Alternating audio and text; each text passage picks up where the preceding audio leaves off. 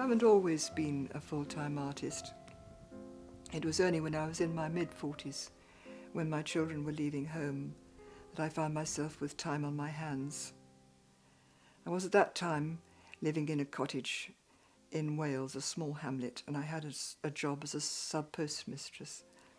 And I had not only time on my hands, endless possibilities, but a lovely view.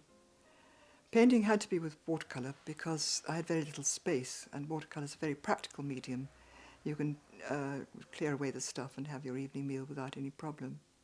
I thought at first I would paint some small landscapes of the Welsh mountains and sell them in the local galleries for about £30.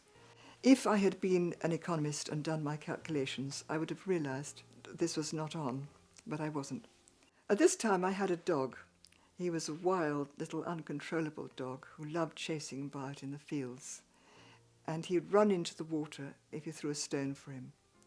So I did this picture of the dog running into the water.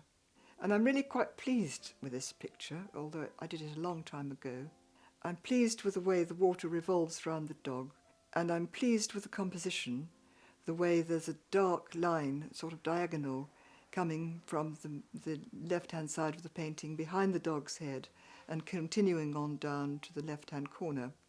And this is counterbalanced by a sort of inverted S pattern made by the splash. And I also feel the treatment of the dog was very good. It looks very effortless. But although I'm pleased with this painting, it has one defect, and it was that defect which sent me on a path which was entirely different from the one that I expected to go on. And that was, of course, the treatment of the splash. Now, it's very difficult in watercolour to paint white. The white colours that are available are just not very satisfactory. The best sort of white you can get is the white of the paper. And the way you can get round this is by using masking fluid, and this is what I used. But it's a slightly contrived procedure. You have to paint on the splash before you paint on anything else. Then you paint the rest of the picture, and when the paint has dried, then you wipe it off and the splash is revealed. So you'll see, if you look at this splash, it's got quite pretty marks, but it doesn't really convey anything like what a splash is actually like.